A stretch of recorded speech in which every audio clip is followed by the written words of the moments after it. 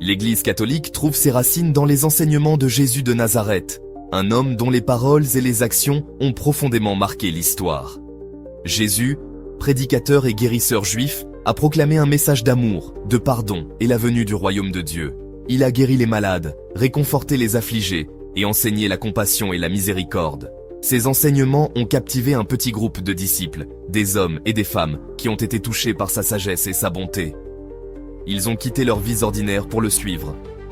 Après la crucifixion et la résurrection de Jésus, ses disciples, animés par l'Esprit Saint, ont commencé à répandre son message dans toute la Judée et au-delà. Ils ont témoigné de sa résurrection et de son pouvoir de transformation. Ils prêchèrent dans les synagogues et sur les places de marché, partageant la bonne nouvelle de la résurrection de Jésus et son offre de salut. Leur zèle et leur dévouement ont attiré de nombreux nouveaux croyants. Les disciples ont fait face à la résistance et à la persécution des autorités romaines et des chefs juifs. Malgré les menaces et les dangers, ils ont continué à prêcher avec courage et détermination. Malgré ces défis, la première communauté chrétienne s'est développée régulièrement, attirant à la fois des juifs et des gentils à son message d'espoir et de rédemption. Leur foi inébranlable et leur esprit de communauté ont jeté les bases de l'Église chrétienne telle que nous la connaissons aujourd'hui. Les premiers siècles de l'existence de l'Église ont été marqués par des périodes de persécution intenses. Les chrétiens vivaient dans la peur constante d'être découverts et arrêtés par les autorités romaines. Malgré cela, leur foi restait inébranlable. Les empereurs romains voyèrent le christianisme comme une menace pour leur autorité et cherchaient à le supprimer. Ils pensaient que l'unité de l'Empire dépendait de l'adoration des dieux romains traditionnels. Les chrétiens étaient arrêtés, torturés et même exécutés pour leurs croyances. Les récits de martyrs, comme ceux de Saint Pierre et Saint Paul, ont inspiré de nombreux autres à rester fidèles à leur foi. Pourtant, la foi a continué à se répandre, souvent en secret. Les chrétiens se réunissaient discrètement dans des maisons privées ou des lieux isolés pour prier et partager leurs croyances. Les chrétiens ont trouvé refuge dans des cimetières souterrains, appelés catacombes. Ces lieux servaient non seulement de sépulture, mais aussi de lieux de culte et de rassemblement. Là, ils enterrèrent leurs morts et tenaient des services religieux secrets. Les catacombes étaient décorées de symboles chrétiens et de fresques représentant des scènes bibliques. La persécution, cependant, n'a pas éteint la flamme chrétienne. Au contraire, elle a renforcé la détermination des croyants et a solidifié leur communauté. Au contraire, elle a semblé alimenter sa croissance, inspirant le martyr et approfondissant l'engagement des croyants. Les histoires de courage et de foi des martyrs ont attiré de nouveaux convertis. Le tournant a eu lieu en 313 après J.C. avec l'édit de Milan. Cet édit a marqué le début d'une nouvelle ère pour le christianisme. L'empereur Constantin Ier a accordé au christianisme un statut légal au sein de l'Empire romain. Cela a permis aux chrétiens de pratiquer leur foi ouvertement sans craindre la persécution. Cet acte a transformé l'Église d'une secte persécutée en une force majeure dans la société romaine. Le christianisme a commencé à jouer un rôle central dans la vie publique et politique de l'Empire. Avec sa nouvelle légitimité, l'Église a dû relever le défi de définir ses doctrines et d'établir une structure hiérarchique. Des désaccords sont apparus sur la nature de Jésus, le rôle des sacrements et l'autorité de l'Église. Pour résoudre ces différends, les dirigeants de l'Église ont convoqué une série de conciles. Le premier d'entre eux, le concile de Nicée, en 325 après J.C., a condamné l'arianisme et formulé le credo de Nicée qui affirmait la divinité de Jésus. Les conciles ont également abordé les questions de gouvernance de l'Église.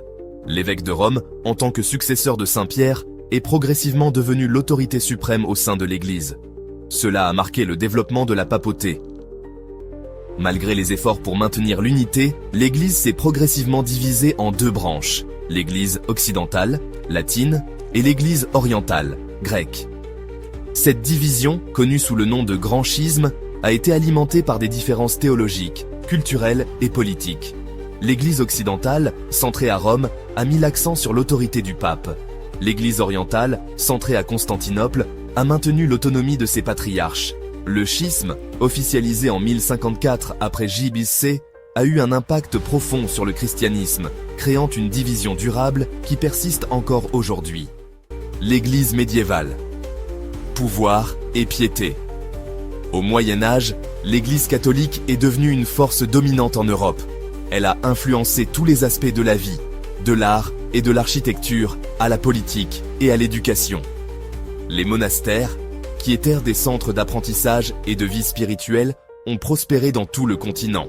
L'influence de l'Église s'est étendue au-delà de l'Europe grâce au travail missionnaire. Les missionnaires ont voyagé vers des terres lointaines, répandant le message chrétien et établissant de nouvelles communautés de foi. La période médiévale a également été témoin des croisades, une série de guerres religieuses menées pour reprendre la Terre Sainte au contrôle musulman. Réforme et renouvellement, une église défiée. Le XVIe siècle a marqué une période de bouleversement et de changement pour l'église catholique. La réforme protestante, déclenchée par la remise en question des doctrines de l'église par Martin Luther, a conduit à une scission au sein du christianisme occidental. Des réformateurs comme Luther et Jean Calvin ont critiqué les pratiques de l'Église, telles que les indulgences, et ont mis l'accent sur la Bible comme seule source d'autorité religieuse. La Réforme a conduit à l'émergence de confessions protestantes, telles que le luthéranisme, le calvinisme et l'anglicanisme.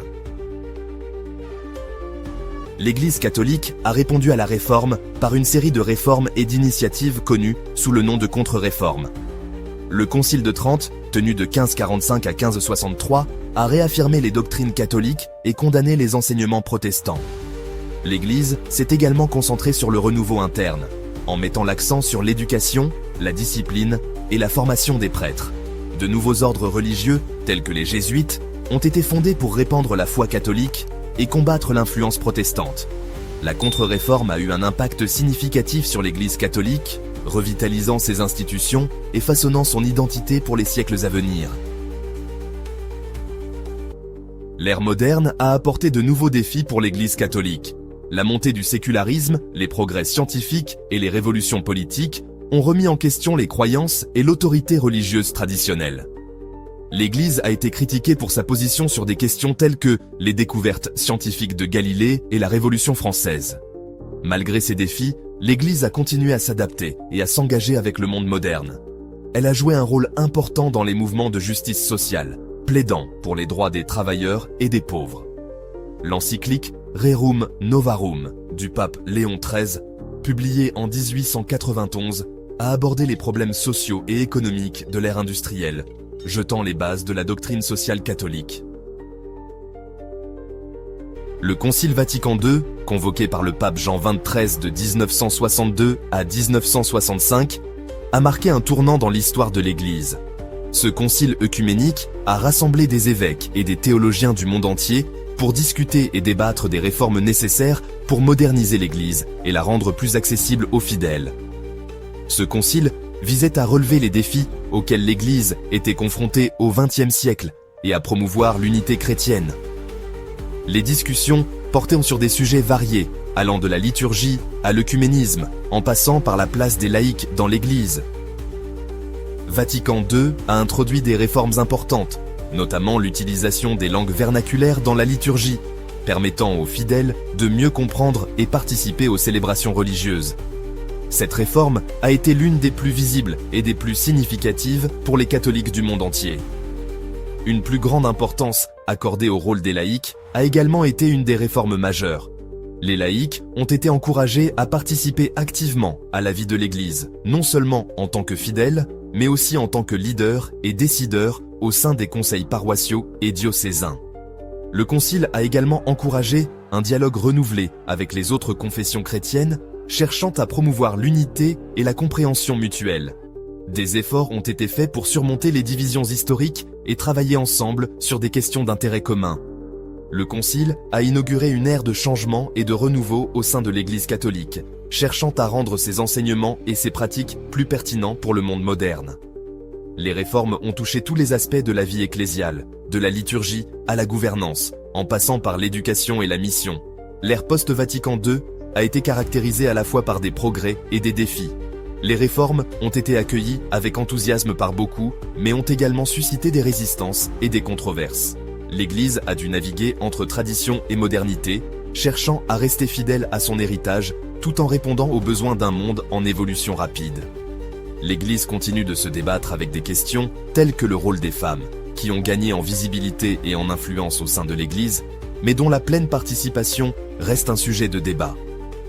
Les abus sexuels commis par le clergé ont également été une source de scandale et de douleur, nécessitant des réformes profondes et une réponse pastorale pour restaurer la confiance des fidèles. Le déclin de la filiation religieuse en Occident pose un autre défi majeur, avec de nombreuses églises confrontées à une baisse de la fréquentation et à une sécularisation croissante de la société. Pourtant, elle reste une institution mondiale avec plus de 1,3 milliard de membres, présente sur tous les continents et jouant un rôle crucial dans de nombreuses sociétés.